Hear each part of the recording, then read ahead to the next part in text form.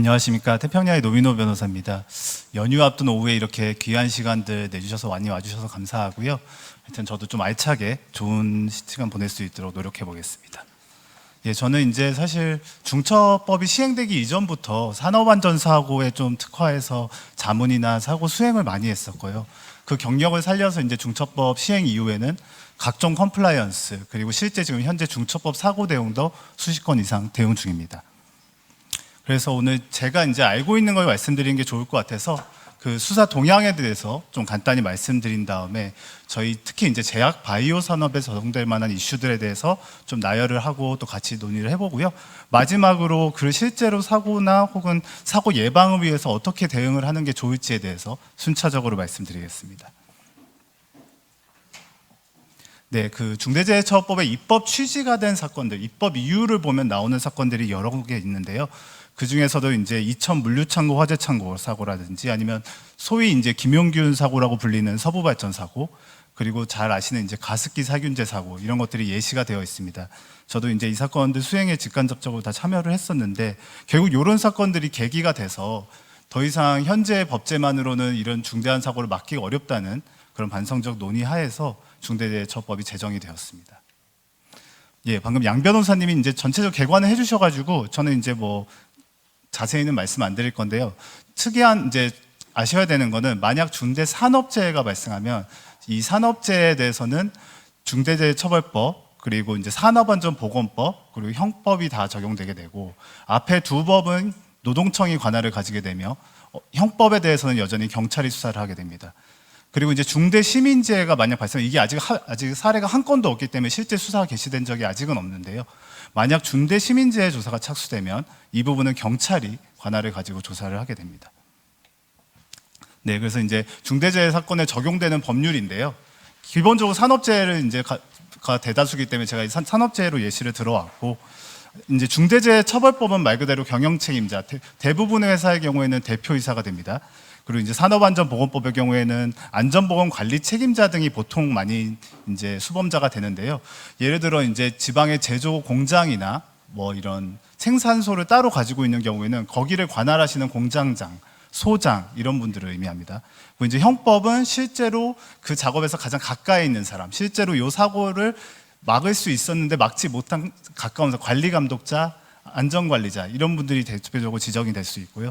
이런 분들이 이제 수범자가 되게 됩니다. 그래서 형량 같은 경우에도 아무래도 중처법이 이제 반성적 고려해서 제정된 법이기 때문에 형량이 가장 높고요. 이 단어 제가 볼드체로 해놓은 걸 보시면은 근본적으로 의무가 이제 중처법 같은 경우에는 본사에서 지켜야 되는 체계를 구축할 확보 의무라고 부르고요. 이제 산업안전법은 현장에서 잘 실제로 산업안전보건규칙이 규정하고 있는 안전규칙을 잘 이행해야 할 조치 의무라고 규정하고 있습니다. 네, 그래서 이제 보통 수사가 이런 식으로 진행이 됩니다. 사고가 나면 이제 경찰이랑 노동청이 사고 당일부터 이제 현장에 딱 오고요. 와가지고 이 사고 원인이 뭔지부터 분석을 하고 그리고 관련자가 누군지에 대해서도 확인을 합니다. 그리고 경우에 따라서 좀 규모가 있는 사고 같은 경우에는 국가수에서도 오고 뭐 산업안전보건공단에서도 오고 그리고 과학수사대도 와서 이제 사고 원인을 확인하게 됩니다. 그리고 이제 그에 따라서 이제 소환조사 그리고 뭐 경우에 따라서는 압수수색 뭐 이런 여러 조사를 자치게 되고요. 그 노동청이고 경찰이고 각자의 혐의에 대해서 각자적으로 판단을 한 다음에 그거를 어떤 특정 검사실로 다 이제 송치를 하게 됩니다. 그래서 검사실에서 사건을 모아서 이거를 뭐 기소할지 아니면 최종 불기소할지를 판단하게 됩니다. 그리고 이제 검찰은 그 송치를 받고 기소 혹은 불기소 처분을 하기 전에 필요했던 경우에는 보완 수사를 내릴 수도 있고 또 법인을 과연 양벌 규정을 적용할 것인지 여부 이런 거에 대해서도 판단을 진행하게 됩니다. 네, 그래서 이제 그 2014년 12월 31일 기준으로 보면은 지금 문제가 되고 있는 게 뭐 정확한 숫자가 아닐 수는 있겠지만 한 510여 건 정도 지금 중대재해처벌법이 적용되는 사고가 발생을 했고요.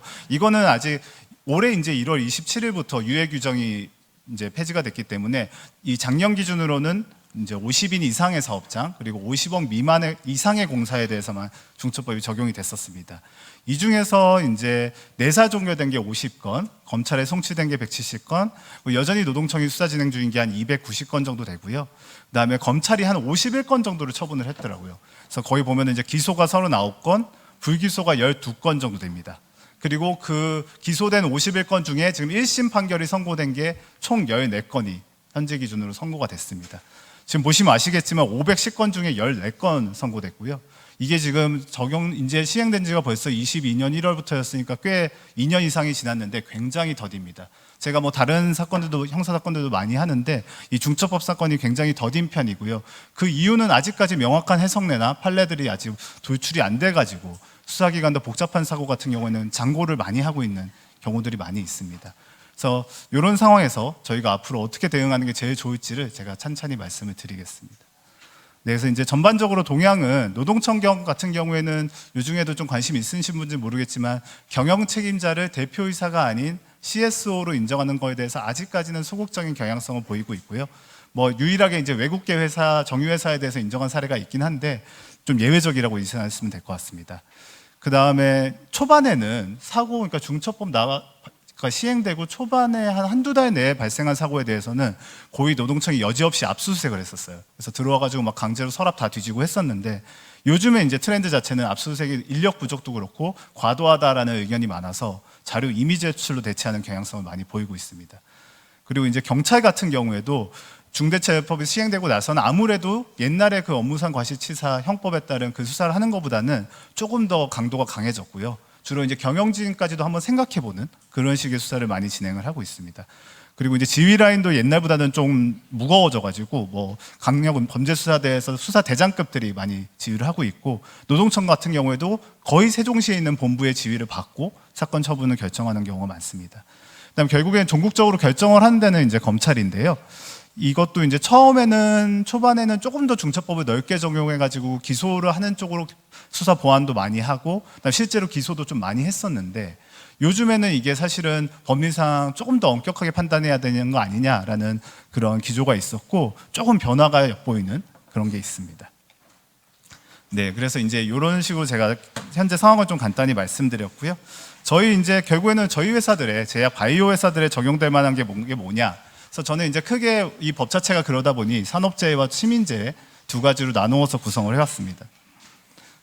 기억하시는지 모르겠지만 2012년 9월에 이제 구미에서 불산가스를 취급하는 회사에서 누출이 나면서 거기서 근로하시던 분 5명이 사망하고, 그때 제가 기사를 찾아봤더니 인근 주민 12,000명이 부상을 호소를 했대요. 그리고 뭐 각종 이제 동물들도 많이 폐사됐고 농사도 많이 망치고 막 그랬었는데, 이제 이런 사고가 만약에 지금 난다면 어떻게 될까라는 거를 이제 생각해 보면은 결국에는 이제 당시에는 그냥 업무상 과실치사와 산업안전보건법 위반이 문제가 돼가지고 그 당시 그 회사의 대표이사가 처음에 구속돼서 1심에선 실형이 나왔다가 항소심에서 징역 1년 6월 집유 2년으로 이제 풀려나면서 생각보다는 이 발생한 거에 비해서는 조금 더 가볍게 처벌을 받았는데, 지금 같은 경우에 이게 됐으면은 지금 중대재해처벌법이 당연히 적용되고요. 근로자가 돌아가셨기 때문에 산업재해 부분에 대한 것도 적용되고, 또 다수의 인근 주민들의 부상이 발생했기 때문에 경우에 따라서는 시민재해까지도 적용이 가능합니다. 네, 그래서 일단 먼저 산업재해 이슈에 대해서 보면은 아무래도 이제 약품이든 아니면 바이오 물질이든 그런 제조 공정 중에 뭐 저희 같은 경우는 방금 같이 이제 유독물질의 누출 같은 경우도 문제가 될 수 있을 것 같고, 화재, 감전, 뭐 갖가지 이제 사고로 근로하는 사람, 이제 종사자가 부상하는 문제가 발생하는 게 가장 대표적인 산업재해일 것 같고요. 그리고 조금 이제 저희한테 특이한 거는 아무래도 유독물질일 수도 있고 좀 위험물질일 수도 있다 보니까 이거 완성의약품을 운송하거나 뭐 보관하는 과정에서 만약에 종사자가 또 다치는 경우가 발생한다면 그 역시도 산업재해 이슈입니다. 그리고 이제 저한테도 사전 질문도 취합됐었는데 이런 질문도 있었던 것 같은데, 저희 같은 경우에 이제 CMO가 있으니까, 그러니까 위탁 관리 생산하는 경우에도 과연 위탁을 맡긴 업체도 중첩법의 산업재해 책임을 져야 되냐? 근데 이거는 이제 일단락에서 딱 말씀드릴 수 있는 사안은 아닌 것 같고, 결국에는 제가 뒤에서 조금 더 말씀드리겠지만 실질적 지배 관리를 하고 있는지 여부에 따라 그 적용 여부가 결정이 됩니다. 그리고 이제 실질적 지배를 관리한다는 게 뭐냐라고 풀어서 설명했을 때 노동청이나 검찰은 유해 위험 요인을 제어 통제 가능한 사람이 실제 지배하고 있는 거다라고 해석을 얘기를 내긴 했고요. 네, 다음은 이제 시민재해 이슈입니다. 이거는 이제 2012년에 미국의 NECC라는 회사에서 뭐 미국 공중보고사 최악의 사고다라고 하던데요. 스테로이드의 이제 곰팡이가 잘못 관리되면서 스테로이드 척수 주사로 뇌척수염인가 이걸로 이제 76여 명이 사망을 했습니다. 그래서 그때 이제 당시에 제가 찾아봤더니 미국 검찰이 살인죄를 적용해가지고 35년형을 구형을 했던데, 결과론적으로는 살인죄는 무죄가 나고 그래도 이제 9년형을 선고를 받은 사례입니다. 그래서 이 사안으로 인해서 이 회사 NECC라는 회사는 아예 파산해 버렸다라고 하고요. 유족 지급한 배상금만 해도 2,200억이 넘는다고 합니다. 그래서 이런 이제 우리 의학 바이오회사 이렇게 오늘 오후에 많은 분들이 오신 것도 결국은 이런 시민재해 이슈도 많이 걱정이 돼서 그럴 것 같고요. 이번에 대해서도 어쨌든 지금 현황에서 대응할 수 있는 방안에 대해서 좀 말씀을 드리겠습니다. 예, 거제 백병원 사고도 마찬가지인데요. 이것도 2002년 10월이던데 이때도 이제 근위환제인 갈라민주 때문에 사망 사고가 발생했었습니다. 제가 이제 하이라이트 쳐놓은 부분도 있지만 당시 식약처는 GMP 규정이 제대로 준수가 안 됐고, 그다음 제조 관리 책임자도 없었다, 이런 점을 지적을 했었고요. 당시는 이제 중처법이 없었지만 이런 사안이 지금 현재 만약에 오늘 발생한다면은 제가 봤을 땐 중대재해처벌법 시민재해 이슈가 바로 적용이 될 거고, 실제로 시민재해 그 중처법이 정하고 있는 의무를 잘 이행했는지 여부에 따라서 처벌 그리고 회사의 리스크의 수준이 결정될 겁니다. 네, 그래서 이제 시민재해 이슈를 보면은 뭐 방금 말씀드렸던 그 예시 사례들처럼 생산하신 혹은 유통한 그런 제조물들이 그거에 따라서 누군가 일반 소비자들, 그러니까 우리 종사자가 아니라 일반 소비자들이 그거에 따른 사상을 입었을 때 결국 시민재해가 발생할 수가 있을 것 같고요. 이 부분은 이제 제가 밑에 조금 달아놓은 거는 사실 실제로 만약 이런 상황이 발생하면은 법 적용 여부는 굉장히 복잡하게 운영이 될 것 같아요. 실제로 이 의약품만에 의해서 이 사망까지 이르렀냐고 볼 수 있는지, 이 인과관계 여부가 굉장히 쟁점이 될 것 같고요. 또 이제 또 상정할 수 있는 거는 저희 임상시험 하는 중에 또 만약 그 테스트 하던 분이 큰 부상이나 사망까지 이르게 된 경우에도 역시 시민재해가 문제가 될 것 같습니다. 그리고 이제 아까 양 변호사님도 잠깐 말씀하셨지만 결국 이 제약 부분은 안전보건 관계법령이 굉장히 많고 까다롭더라고요. 저도 이번에 좀 많이 찾아봤는데, 그러니까 그 부분 결국에는 약사법이 됐든 아니면 의약품 안전규칙이 됐든 아니면 GMP 규정이 됐든 이런 것들이 그 안전보건 관계법령으로서 기능할 수 있고, 결국 여기서 요구하고 있는 의무사항들을 제대로 준수하지 않았을 때 부작용이 발생한다면 그에 따른 것도 시민재해 이슈가 역시 될 수 있습니다. 그리고 뭐 의료계에서는 가끔씩 이슈가 되는 비의도적 불순물이 섞여가지고 그로 인해서 이제 결국에는 사용자가 사상의 피해가 발생했을 때도 결국 시민재해 이슈는 여전히 발생할 수 있습니다. 네, 다음으로는 이제 제도적인 이슈인데요. 방금 말씀드렸지만 이제 CSO 제도라는 게 그 법문에 따라서 이제 규정을 하고 있죠. 그래서 여기서 핵심은 이해준하여입니다. 그러니까 대표이사는 원래 당연히 기본적으로 경영을 다 책임지는 사람은 이 경영 책임자가 될 수 있는데, 니네 회사가 만약에 이에 준하여 그 안전보건을 총책임질 수 있는 사람 누군가를 세운다면 그에 따라서 경영 책임자가 바뀔 수 있다라는 여지를 두고 있는 거고요. 대부분의 이제 저희 클라이언트들도 많이 도입하고 계시지만 이제 대규모 사업장을 보유한 회사들이 많이 운영을 하고 있고요. 뭐 건설회사라든지 아니면 조선 뭐 중공업 이런 데들이 많이 하고 있고, 뭐 보통 이제 도입하는 이유는 아무래도 대표이사님이 경영 책임자가 되면 형사처벌 리스크가 너무 회사 전반의 운영에 미치는 영향이 커지는 점, 그리고 또 실제로 이제 안전의 전문성을 가진 그런 특정한 분을 CSO로 앉히면 실제 안전관리가 강화되는 점, 그 두 가지 목적으로 많이 도입을 하고 있습니다. 아까 말씀드렸지만 근데 현재까지 CSO가 인정된 사례는 단 한 건인데, SOE 사례에서 외국인 CEO가 있었던 경우에만 그 한국인 안전을 총 책임지는 사람이 CSO로 인정이 되셔가지고 그분이 이제 이 의무를 이행했는지 여부를 판단을 했고요.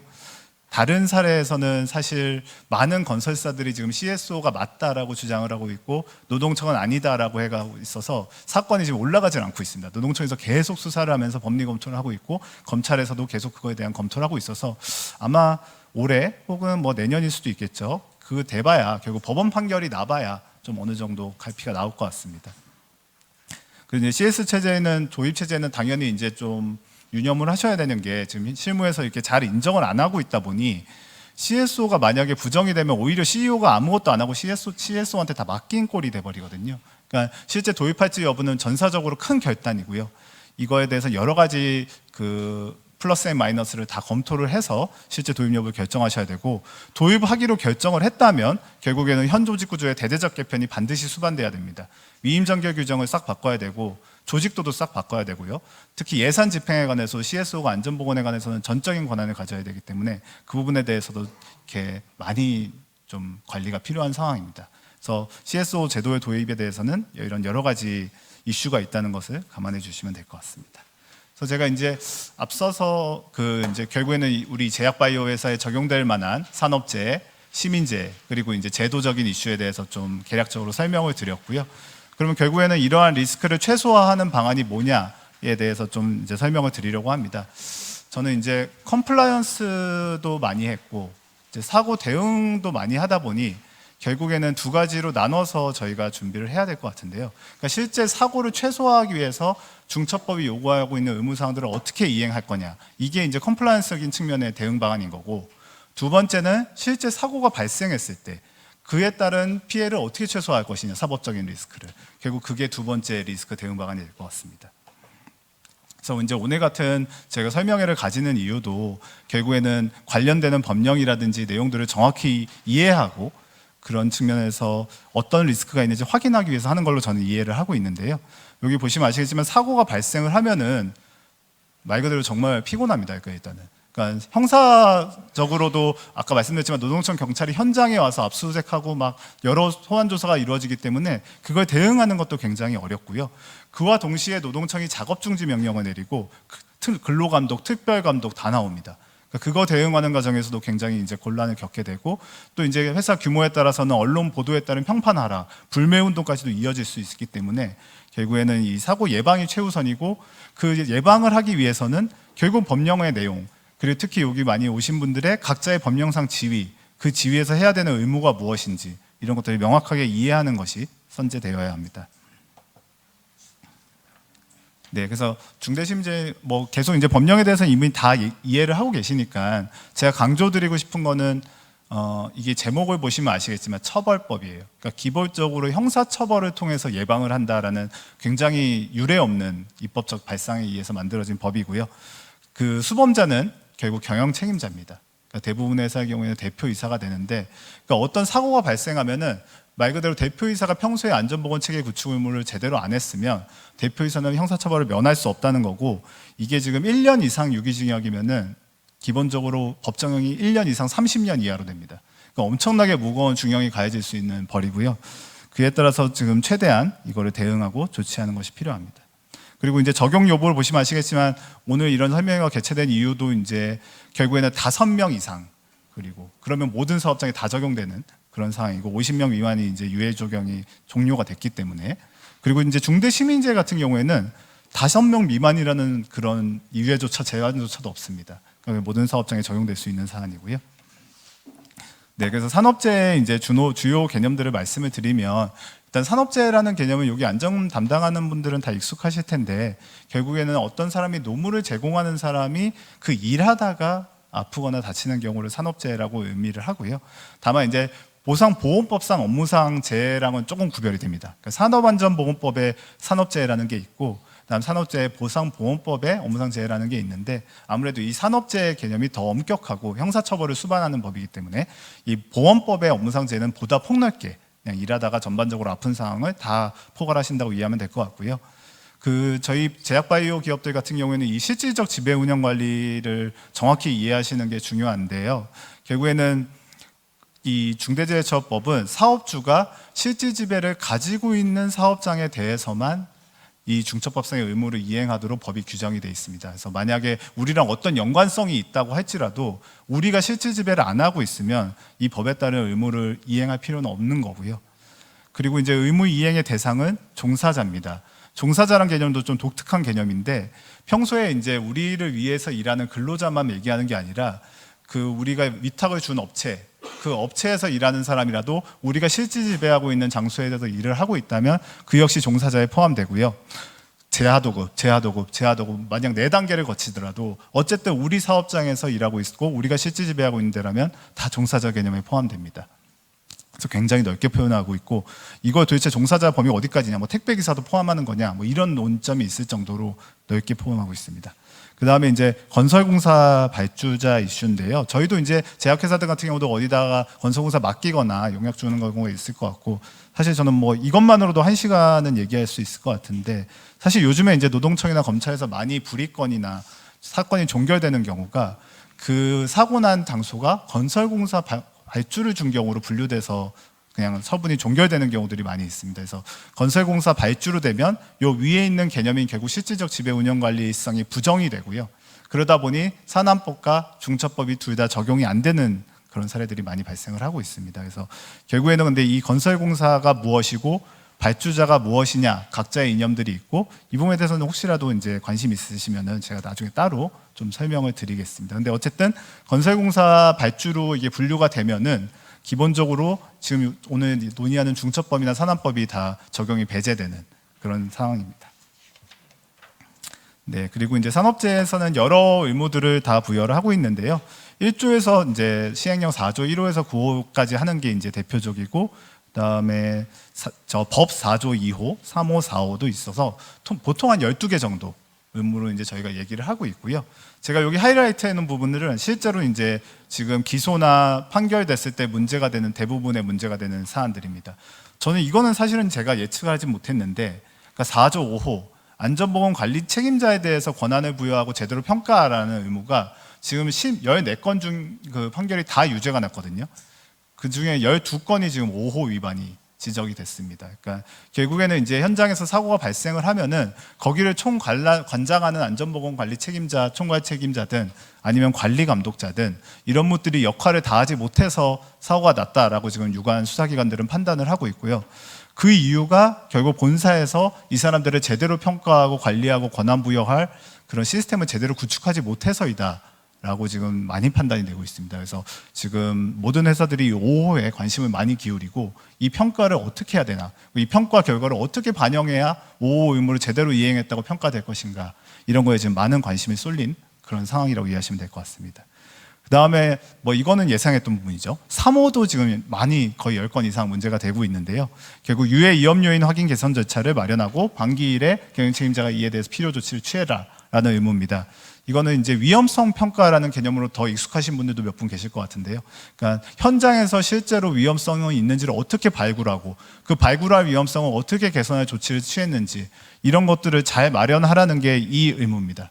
그래서 실제로 결국 사고가 발생하면은 그 사고가 발생한 원인에 대해서 위험성 평가에 빠져 있는 경우들이 있고, 그리고 그 빠진 게 결국 본사에서 위험성 평가 제대로 하라는 지침이 제대로 안 돼 있으니 빠졌다, 이런 식으로 해석이 돼서 3호 위반으로 이룬되는 경우가 많이 있습니다. 그 다음에 이제 7호나 8호도 가끔씩 문제가 되는데요. 7호는 이제 아까 말씀드렸던 그 넓은 종사자의 개념에서 그 모든 종사자들이 안전보건에 관련해서는 어떻게든 원청에 의견을 낼 수 있도록 절차를 마련해 놔라, 이런 의미로 이해하시면 될 것 같고, 이제 8호 같은 경우도 사고 발생 시의 매뉴얼, 그런 것들을 하고 있습니다. 그리고 이제 판결의 경향성을 좀 말씀드리면 좀 특이한 거는 1호 같은 경우도 1호 위반으로 이유된 사례가 실제로 유죄 판결이 난 사례가 있습니다. 저는 사실은 이거는 뭐 인과관계를 인정하기 어려울 거라고 생각을 했는데, 구체적인 지표를 정한 목표를 제대로 세우지 않았으면은 결국 그게 발단이 돼서 현장에서 안전조치가 잘 취해지지 않았다, 이런 식의 평가까지 이루어지고 있고요. 다만 이제 14개의 판결 중에 실형이 선고된 건 단 한 건, 2호 판결이거든요. 그 실형이 선고된 이유는 결국에는 바로 그 중처법 시행 직전에 동종 안전사고의 전과가 있었다라는 이유로 실형이 선고가 됐고요. 나머지 사건들은 다 집행유예가 선고가 됐습니다. 다만 이제 저희 회사가 하는 것도 그렇고 막 엄격하게 법리를 다투고 실제로 뭐 인과관계가 인정되냐 이걸 다투는 사안들이 아직 제대로 기소가 된 게 잘 없는 것 같아요, 제가 봤을 때. 그러니까 결국에는 정말로 법원의 엄밀한 판단을 밟은 판결들이 아직은 좀 도출이 안 된 게 아닌가 싶고, 그 추이는 계속 지켜봐야 할 것 같습니다. 네, 그래서 아까 말씀드렸지만 5호 위반이 제일 많고 3호 위반이랑 그 나머지 위반들도 이제 의외로 골고루 지금 되고 있는 사안이고요. 그 제가 이제 처음 말씀드렸지만 생각보다 최근에는 검찰에서 불기소 혹은 불이권 판단을 내려주는 사례들이 지금 축적이 되고 있습니다. 그 얘기는 결국에는 본사 차원에서 어느 정도 의무를 이행을 하고 사고가 좀 이례적으로 발생한 경우라면 중대재해가 발생하더라도 본사에 계신 경영 책임자나 법인의 면책은 가능하다라는 점점 이제 시장의 시각이 나오고 있고요. 그 실제로 이제 급성 중독 사례가 있었습니다. 그 사례에서 두 가지 회사가 거의 동일한 그런 그러니까 산업재해 이슈를 일으킨 걸로 이제 수사가 됐는데 한 회사는 기소가 되고 한 회사는 무혐의가 됐어요. 그래서 결국에는 그 차이는 무혐의가 된 B기업 같은 경우에는 중처법이 요구하는 여러 가지 의무 절차를 나름대로 이행했다. 그래서 그거에 따라 사고가 발생한 것으로 볼 수 없다라는 이유로 불기소 처분이 됐고요. 결국에는 저희가 의무를 제대로 이행한다면 이제는 불처분도 불기소도 기대할 수 있는 상황입니다. 이제 산업재해는 결국 수사 실무가 지금 어떻게 되고 있냐면은 사고가 발생하면 노동청에서 와요. 그래서 중처법이랑 현장에서 지금 이거 사고 관련해서 이행하고 있는 서류 다 내놓으세요라고 해서 제가 다음 편에 보여드리겠지만 엄청나게 많은 서류를 요구를 합니다. 그리고 결국 의무를 이 회사가 이행했는지 여부는 그 서류를 보고 검토를 해요. 그 서류의 내용이 중처법이 요구하는 내용이 다 들어가 있는지, 그리고 그 내용대로 실제로 현장에서 이행을 했는지 그 두 가지 기준으로 보고 있고요. 그러다 보니 중처법은 상당히 서류 중심적인 법이 돼버렸습니다. 지금 현재 실무에서 적용이. 그래서 결국엔 제가 지금 PPT에 띄운 저 구비 서류들을 갖췄는지 여부가 지금 중처법을 위반했냐 준수했냐 여부의 결정적인 잣대가 되고 있고요. 결국에는 지금 이 회사별로 이런 빠진 서류들이 없는지를 계속 챙기고 그것을 확인하는 절차들이 많이 필요합니다. 특히 아까도 말씀드렸지만 5호가 문제된다는 거는 결국 안전보건관리 책임자를 평가를 제대로 안 하고 있는 경우가 대부분인 거예요, 지금 회사들이. 근데 그 평가를 기준도 세워야 되고 실제 평가 나온 결과를 어떻게 반영하는 피드백 절차도 만들어야 됩니다. 그게 다 이루어졌을 때 중처법이 준수된 걸로 평가되기 때문에 그런 부분에 유의하실 필요가 있습니다. 네, 제가 사전 질문을 보니 그 실제 사고가 났을 때 어떤 자료를 요구하나요? 뭐 질문이 있었던 것 같은데 제가 실제 사례 걸 하나 가져왔어요. 너무 깨알같이 써 있어가지고 잘 안 보이실 것 같은데 대략적으로 좀 분류를 드리자면은 본사 서류들, 그러니까 본사의 기본 그 체계 관련 서류들을 많이 요청을 했고, 그다음 교육을 시행했는지, 뭐 만약에 공정안전 시스템 PSM 거쳐야 되는 절차 있으면 PSM 했는지, 그리고 예산을 구축해야 되는 부분이 있으면 예산을 다 갖췄는지, 그리고 안전보건 조직은 어떻게 되는지, 그러니까 이런 본사에 관한 서류가 이 70개 중에 지금 한 50여 개가 되고요. 그다음 나머지 한 30여 개는 현장 서류입니다. 그러니까 현장에서 실제로 작업 계획서를 잘 작성했는지, 그리고 매사의 작업 일보는 잘 작성해서 어떤 종사자가 근무하고 있는지를 회사 차원에서 잘 관리를 했는지, 그리고 또 몇몇 개는 사고 원인 확인 차원에서 CCTV를 달라고 한다든지, 아니면 당시 목격자의 진술서를 달라고 한다든지, 이제 그런 식으로 운영이 됩니다. 결국에는 이게 지금 제가 받은 요 서류가 제가 수행한 사고에서 사고 발생하고 이틀 만에 노동청으로부터 달라라고 받은 서류 리스트고요. 리스트가 준비하기가 굉장히 이제 실무자 입장에서 난해해지는 그런 상황이 오고, 실제로 이 중에 있는 서류도 있고 없는 서류도 있고, 그러면 왜 없는지는 설명을 해야 됩니다. 또 그러면서 그런 과정이 이제 힘들어지는데, 어쨌든 요 사안에서도 그렇고 이런 거를 잘 준비를 한 거를 잘 소명을 했더니 결국 형사책임까지는 면할 수 있었던 사례들이 있습니다. 그래서 결국에는 이제 중처법 대응이라는 게 굉장히 서류 중심의, 그러니까 서류를 챙겨야 되는 중심으로 가고 있고요. 그래서 결국에는 이런 필수 고비 서류들을 잘 확인하고 잘 챙기는 게 지금 가장 중요해지고 있습니다. 네, 다음에 시민재해입니다. 시민재해는 사실은 아직 수사할 예가 없어요. 근데 사실 며칠 전에 지금 저기 신세계에서 번지 점프하다가 누가 고리 안 걸어서 돌아가셨다는데, 그게 제가 좀 귀추를 지켜보려고요. 그게 사실 정말 시민재해 대표적인 사례가 될 수도 있을 것 같아요. 아직 경찰이 고려는 하고 있지만 시민재해 적용 여부는 아직 결정 안 했다, 이 정도 입장을 밝히고 있던데, 아까도 말씀드렸지만 시민재해는 경찰이 조사를 합니다. 근데 제가 추정컨대 만약에 저희 제약 바이오 회사에서 사고가 발생한다면 아마 경찰이 식약처 이런 데랑 굉장히 긴밀하게 협동 조사를 할 거예요. 예, 그건 어쩔 수 없을 것 같고요. 그 중대 시민재해도 결국에는, 그리고 이 법에서 요구하고 있는 확보 의무들을 이행을 한다면 얼마든지 막을 수 있는데요. 제가 이 여러 가지 의무가 산업재해보다는 의무가 좀 적게 규정이 되어 있고요. 일단 기본적으로 관리 체계를 구축하고 이행할 의무를 부여하고 있고, 뭐 재발 방지 대책 수립, 그리고 대선 시원 정령 이행, 안전보건의무령 이행 이런 거 있습니다. 그래서 그 중에 이제 아직 실제 사례가 없기 때문에 저도 예단하기는 어렵지만, 제가 봤을 때 가장 중요하고 가장 반드시 해야 되는 건 두 가지인 것 같아요. 안전보건 필요 인력 배치, 그다음 두 번째는 유해 위험 요인의 주기적 점검. 여기서 이제 포인트는 필요 인력 배치고 두 번째는 주기적 점검입니다. 필요 인력 배치를 그럼 어떻게 하냐? 이거 저도 이제 자문을 많이 받고 있는데, 사실 산업재해 관련해서는 중대재해처벌이 뭐라고 규정하고 있냐면은 전담 조직을 놔라라고 해요. 그러니까 2명 이상의 안전보건 관련 의무를 반드시 100% 안전보건 관련 의무만 하는 전담 조직이란 걸 구축해라. 일정 규모 이상의 회사, 500인 이상 회사는. 근데 시민재해는 그런 식으로 반드시 조직을 두라고 규정하진 않습니다. 다만 필요 인력을 배치해라라고 하고 있고요. 그래서 제가 봤을 때는 결국에는 지금 대부분의 여기 회사들도 뭐 예를 들어 제조 분야도 있을 테고 임상팀도 있을 테고 뭐 유통 분야도 있을 테고 연구 분야도 있을 테고 각자 그 부서마다 이런 업무를 하시는 분이 계실 것 같아요. 아마 그 원료제물 안전에 관한 그 이슈를 체크하고 그 예방 점검을 하는 분들이 계실 것 같고 결국에는 그 인력 상호 간에 어떻게 소통이 되고 그걸 누구에게 보고할지 그런 거를 정비할 필요가 있습니다. 그러니까 반드시 시민재해 전담팀을 둘 필요는 없고요. 각 부서별로 전문 인력을 잘 취합하고 그게 본사 차원에서 관리될 수 있도록 특히 반기 1회 이상 점검하고 조치할 수 있도록 관리하는 게 필요합니다.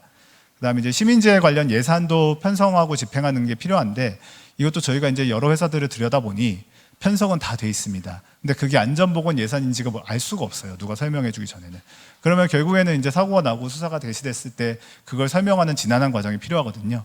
그러니까 이 우리가 편성해 놓은 여러 가지 뭐 임상 시험 관련한 예산이라든지 뭐 연구 관리 리서치 관련한 예산이라든지 그 부분 중에 안전보건된 관련된 예산을 특정하는 게 필요하고요. 그걸 특정해서 잘 분류해 놓고 그것도 본사에서 관리하는 그런 게 결국 필요합니다. 그다음에 이제 업무 처리 구축 관련해서는 주기적인 점검. 여기서 주기적이라는 단어 자체가 법문에 들어간 말이기 때문에 어느 정도 이제 정기적으로 뭐 반기가 됐든 아니면 더 2개월마다가 됐든 그 점검 기일을 정해놓고 실제로 이게 시민재해 이슈가 없는지를 잘 관리하는 게 필요하고 아까 말씀드렸지만 여러 가지 안전보건관계법령이 있을 수가 있고 그 내용을 잘 파악을 하고 그것도 결국에는 최소한 산업재해를 위해서 만들어 놓은 전담부서에서라도 통합적으로 관리하는 게 필요합니다. 결국에는 이게 상계돼 있으면은 나중에 실제 사고가 났을 때도 대응하기가 힘들고 사고 예방에도 부정적입니다. 어디 한 군데가 딱 차고 앉아서 그 모든 것을 통합 관리하는 게 필요할 것 같습니다. 네, 그래서 이거는 제가 아직 실제 문제 사례된 데가 반복적으로 말씀드린 적 없기 때문에 그냥 추정하는 건데 예를 들어 이제 안전보건에 관련해서 여러 가지 의무들이 있더라고요. 그래서 의약품 안전규칙상으로는 뭐 임상시험 관련한 여러 가지 안전에 대한 내용들도 있고 또 생물학적 제재규칙에도 이런 오염에 대한 예방 의무라든지 이런 것들이 지금 대표적인 안전보건의 관계 법령이라고 이해하시면 될 것 같고 분명히 지금 누군가가 회사에서 이거를 챙기고 계시거든요. 이 챙기고 있는 거를 결국 통합해서 본사 차원에서 점검하고 관리하는 게 필요합니다.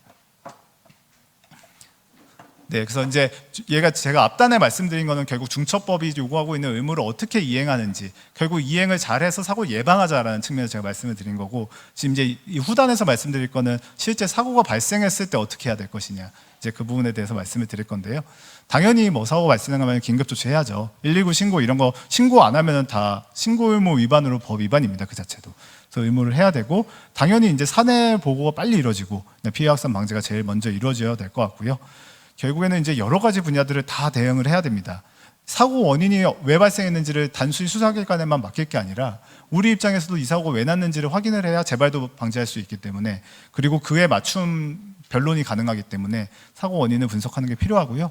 또 수사기관은 수사기관대로 계속 현장에 와서 자료 달라고 하지 사람 오라가라 하지 하기 때문에 그에 따른 대응도 필요합니다.